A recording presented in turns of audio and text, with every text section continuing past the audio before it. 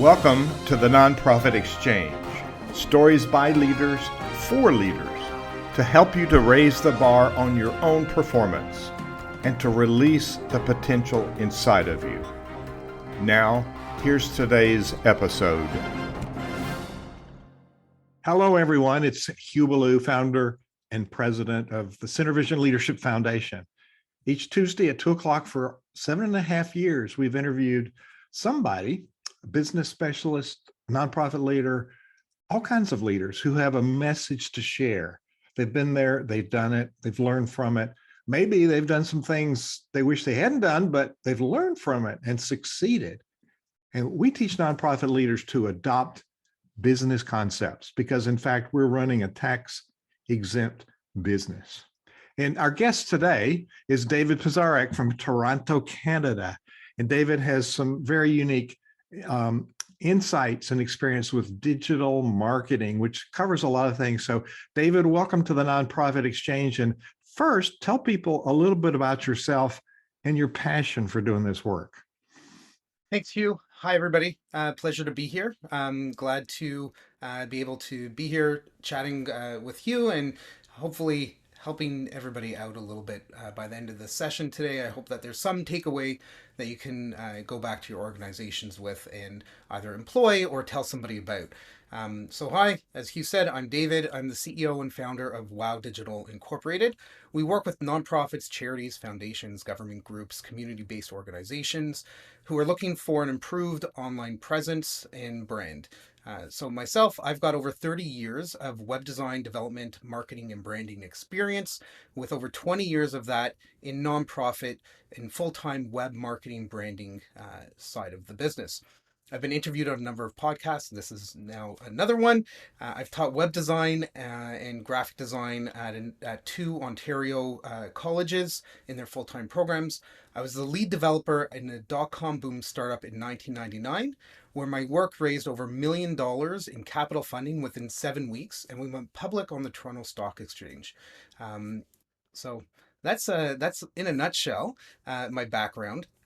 And I love working with nonprofits. I care about giving back to the community. I care about not necessarily my legacy and in terms of, helping and being able to help on a larger scale, but more about, caring about what the organizations are and helping them really deliver value to the communities that they serve.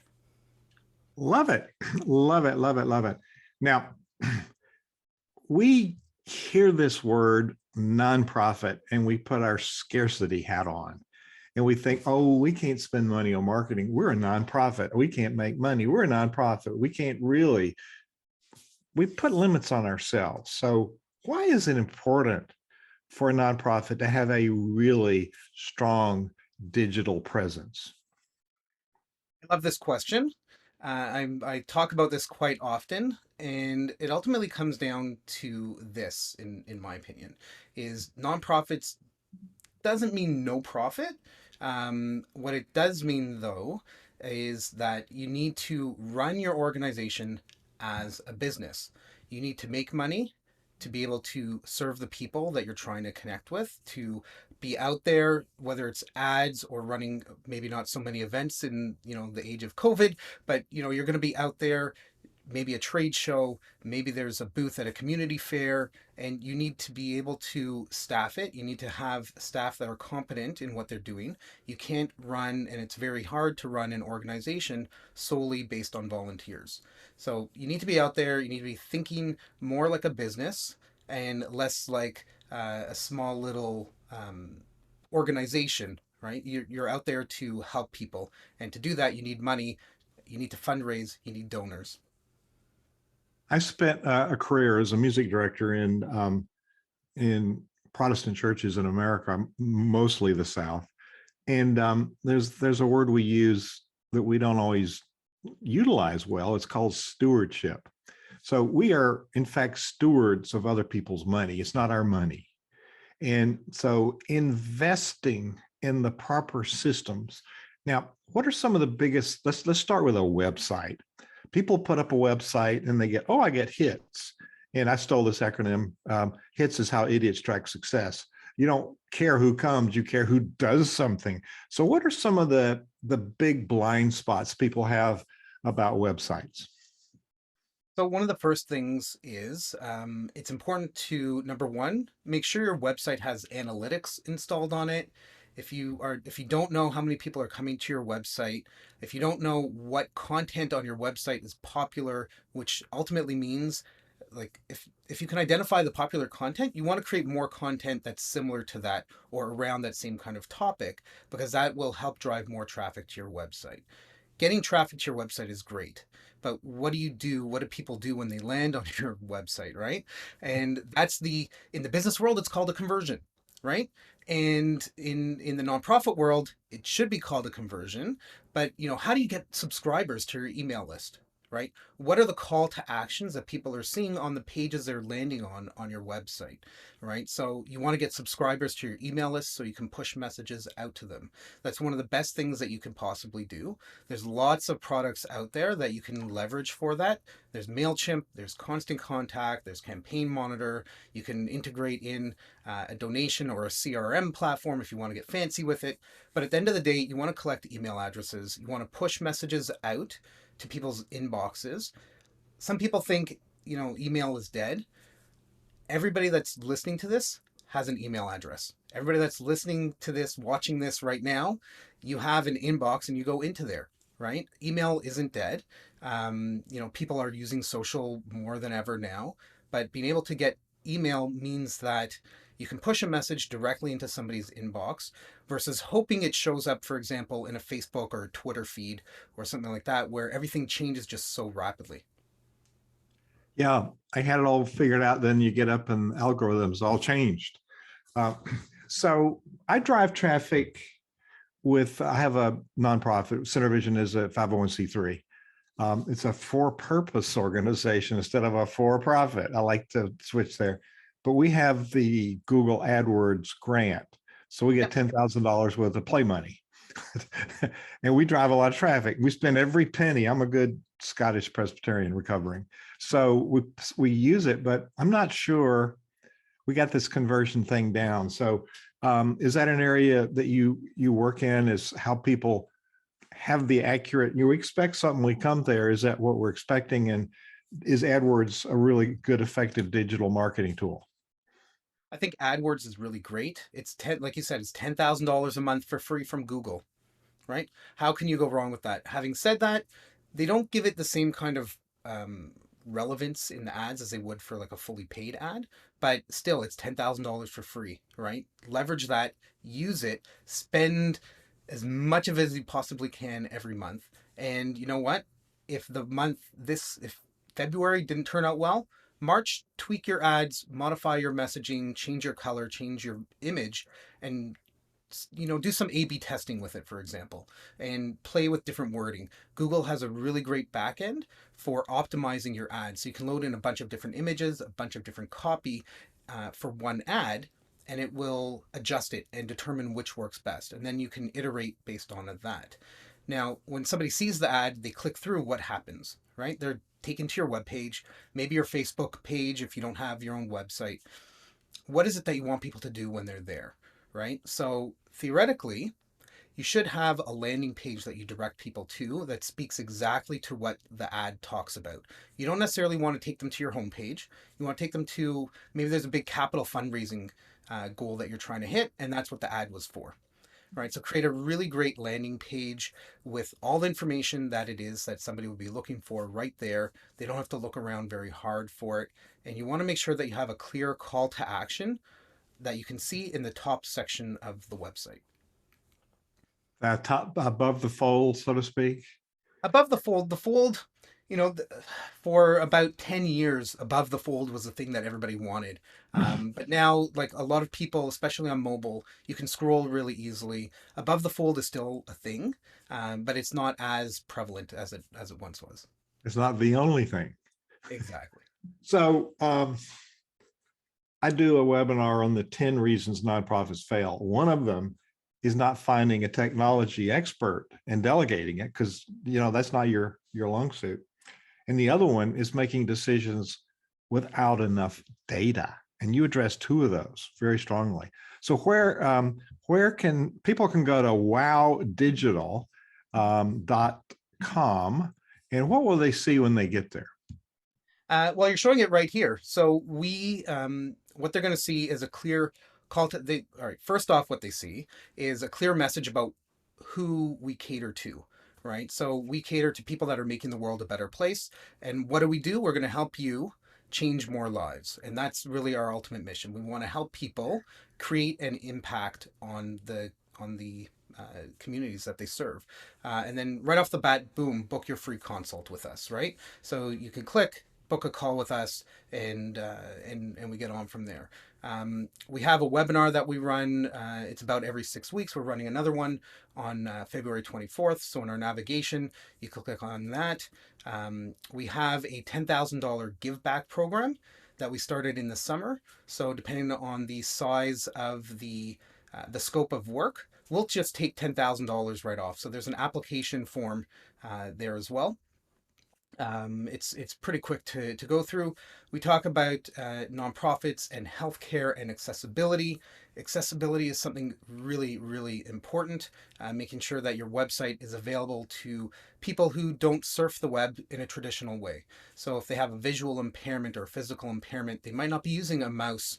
They might have some kind of different pointer. They might be using software as a screen reader. So what does the website really look like to them? There's a number of lawsuits that are constantly happening in the US and in Canada and abroad because the websites aren't compliant. So we talked about that. If you're interested, we can do a free audit for you. Just go to wowdigital.com, click on accessibility, and we'll set up an audit for you.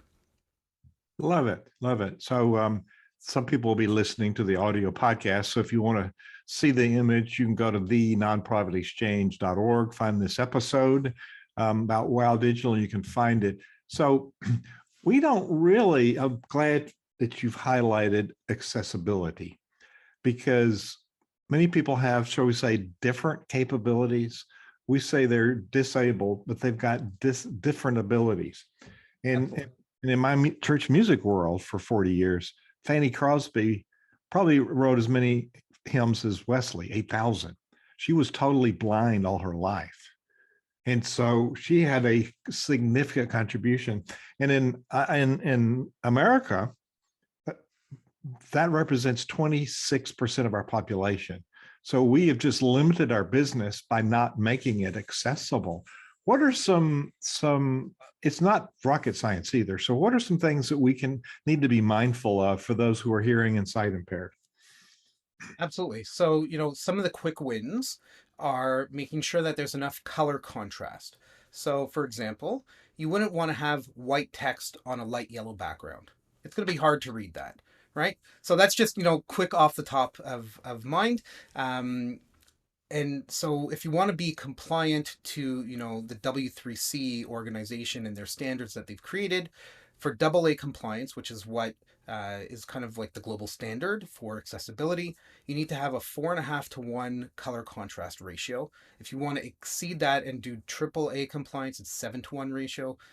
It's a lot harder to hit AAA compliance, but there's some really great web contrast checkers out there. So you can just put in your colors and go, okay, yeah, this is too bright or this isn't dark enough to be able to have that contrast.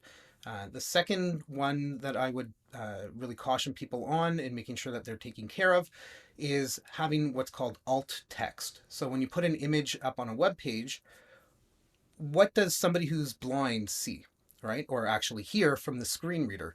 The alt text will, when the screen reader goes past the image, it will tell them what that image is about. So putting in content that is, like if it was a dog on a surfboard in a wave, right? You would want to put on the alt tag dog surfing, right? Or something like that. If it was somebody holding up a sign saying peace, right? You would type person holding sign saying peace. That, I we'll talk about SEO in a minute, but I know its importance for SEO, but I'd never thought about screen readers. And that's profound. That's just, we're cutting off people who need what we want to share because we haven't thought about it. And the color contrast and the particular colors, it's harder to see blue, for instance, because of the bandwidth. And, Right. I'm 75 as old people too. We got tired eyes. So we want to make I didn't sure say it. we got tired eyes. And so the contrast, but the combination of certain colors is a challenge as well. So what about type, font size, fonts and font size, and the size of the buttons?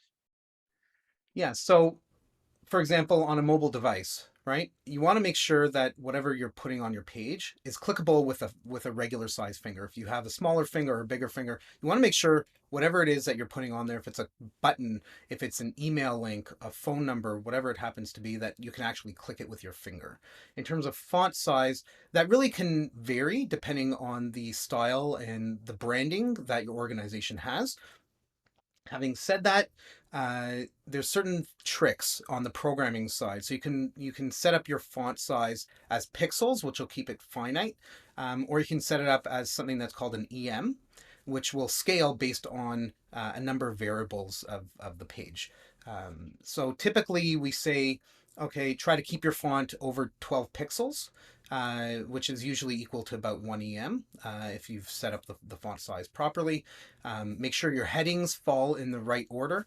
So H1, H2, H3, H4, H5, H6. So you can go down and you can go up through them, which also helps all the added benefits of accessibility. Also improves your SEO. So they kind of go like hand in hand, and they're synergetic in that way. So SEO, we've hit it a few times here. Smoke and mirrors. What is SEO and why is it important? SEO, it's an acronym. It means search engine optimization. It's basically the data that search engines use to rank your website. So, keywords that you have on your website, the content of your website, the alt tags on your images, the headings that you have in your content, it all fits into an algorithm that the search engines go through to go, okay, this page we should rank as number 8 on the list of search engine result pages. So you're going to hear people say SERP. That's a search engine result page. If you're on page 5 of SERP, you want to move up to page 1, right? Everybody, how often are you searching for something and you're flipping through and you're on page 3 and you're like, oh, forget this. I'm going to run a different search, right? And in terms of search, it's sad, it's unfortunate. It is the way of the world, but Google is the search engine giant, right? So whenever we talk about search engine optimization, it's always what does Google care about? And their algorithm is really close to their heart. Nobody really knows the secret sauce to it. If you want to move up in your rankings and you get an email or you see an ad saying, we guarantee you first place on search, don't buy into it. It can't be done. You can't fool the algorithm. You got to constantly produce. One of the things that we know works with Google is producing content on a regular basis. So having new blog articles, new news releases, updating a bit of content, even if it's your homepage and you just move something from like the first spot to the second spot and you just swap them for a little bit, Google sees that as new content and revised content. It'll help move you up in the search engine. We have a content strategy workshop that we've run with a number of our clients, and we've taken people from 200 to 300 unique organic visits a month. We've been able, over an 8-month period, to get them 510% of their traffic just by producing a short bit of content every week, right? So like 400 or 500 words. If you talk to proper SEO and content strategists, they'll tell you that the content needs to be like 1,000 to 1,200 words. We're saying no, that's not actually the case. As long as you're producing relevant content that people are interested in and you're getting traffic, that's more than enough. So for this interview, I put your picture in.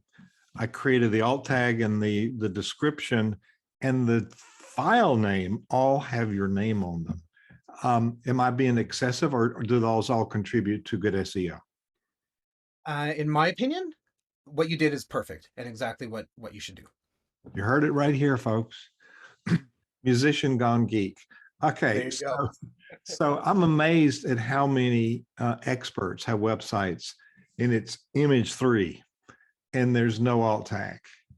And it's just like wasting a free asset. So we have almost 1,000 pages on our website, 400 blog posts, and each one of them is on a particular topic related to nonprofit leadership. But we do alt tags and tags on a WordPress. There's what's called tags so how does that play in? I know you have the metadata and you have the description of the page, but the tags, where does that fit? So the tags is a way in WordPress, you've got categories and tags for posts. Out of the box, you can't do it on pages, but there's a plugin you can install to add tags and categories to pages as well. And then what you can do is you can create sections of your website that show all the content based on a category and or tag. So you can really segment that content and you can really display it in unique ways for your prospective visitors that are coming to your website. In addition to that, WordPress, and if you're using an SEO plugin like Yoast or Rank Math for WordPress, they'll create something called a sitemap XML file. It's visible on the back end of the website, but that's what search engines use to index your website. And what I mean by index is they look at this file and it has all of the pages of your website listed. It'll have like the last updated or when it was created date in there. And then it takes that data and stores it in their database. And then it sends what's called a spider or a bot to your website to crawl the data, to look at all the content on it, and basically store a local version of that so that it knows, okay, when somebody searches for this term, this is a relevant page. So by creating the categories and tags, that adds extra, I guess, flair to your SEO footprint. Yeah, 20 minutes. I'm already smarter. This is great. You still can learn, people. Old people can learn. So I'm said it twice. So what are some of the things that people do that actually have a negative impact on the search engines? One of the things that we see quite often is, and we did a bit of a case study with this with not one of our clients, but with the data that we were able to pull out of like the public domain. There's a very big hospital in Toronto, and they did a full website redesign, but they didn't really think about the content of their website when they went through the redesign, and they ended up dropping about 75% of their organic search pages out of Google because they didn't properly redirect the pages or tell the search engine there's ways that you can do redirects on the back end to say that the page has moved from here to here so that the search engine can update, and they lost a ton of traffic.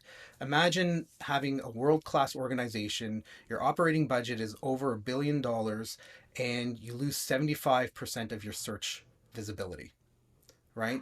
What does that mean in terms of donations? What does that mean in terms of volunteers, let alone, helping the community and letting people know about the programs and services that you have to offer? Let's talk about money. I haven't met a nonprofit that doesn't need more funding to be able to fully implement and achieve their mission, which is it's important. And I really applaud you for your support of our community and the work that we do. That's really crucial, especially more now than ever before. But we can get donors. So why don't we get more digital donations online?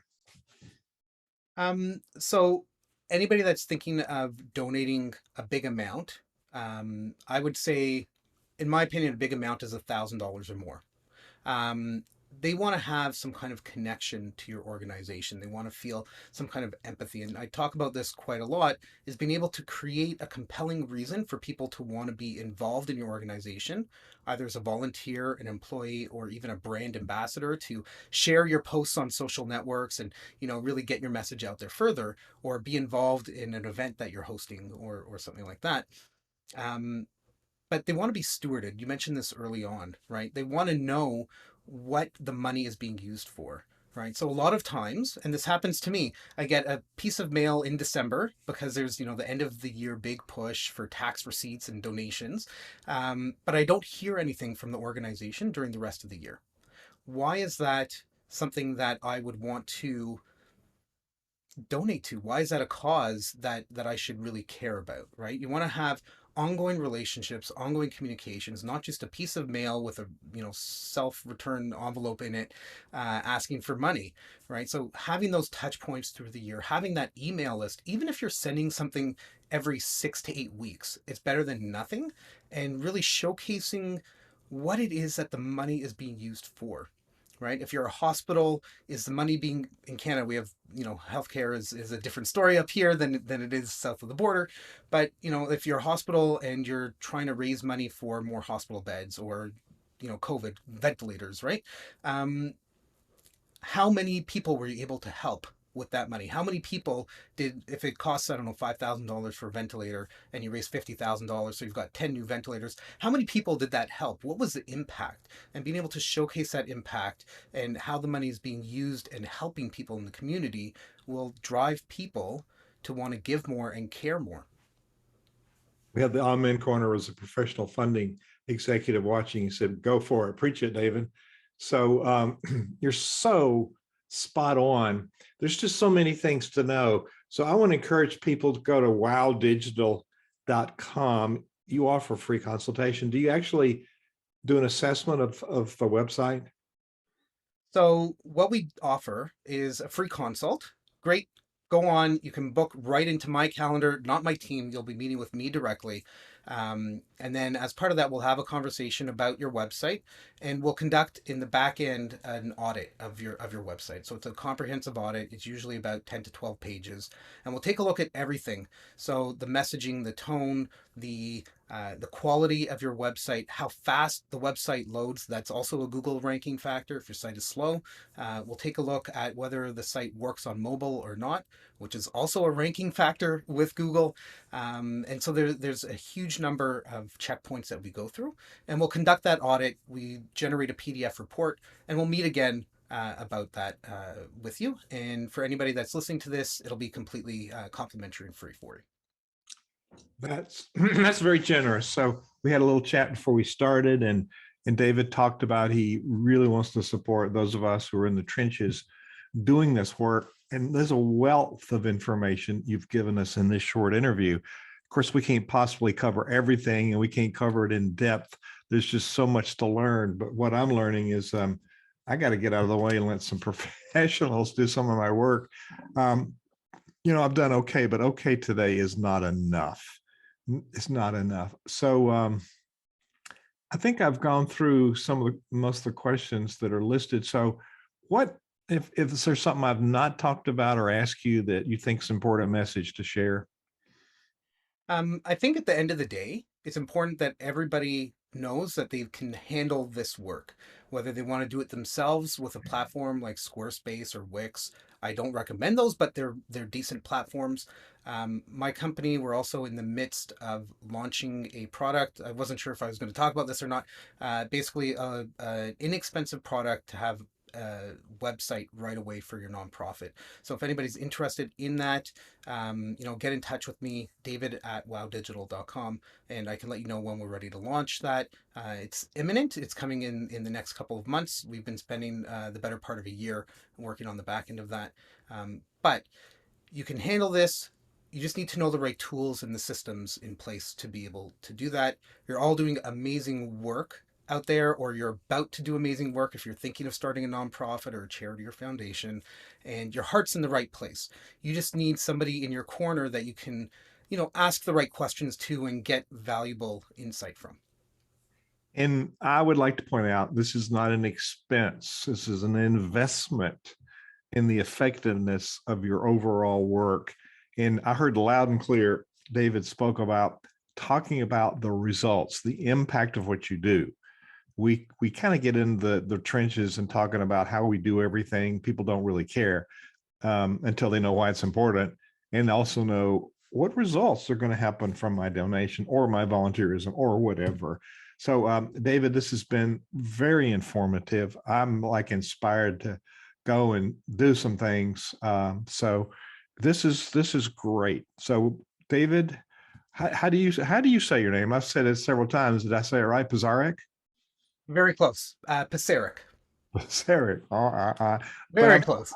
I'm Southern. I get a pass for my Sure. accent. So David, Wow Digital. It's you're so gracious in sharing lots of things we can do ourselves. But wowdigital.com is where you can find David. So thank you so much for being our guest on the Nonprofit Exchange today. Thank you so much, Hugh. I hope everybody has a great rest of the week and month, or that you had it. I don't know when you're listening to this. Maybe it's a month from now that you're listening to this. But keep on being successful. You've got this, and we're here to help support you. Thank you for watching the Nonprofit Exchange.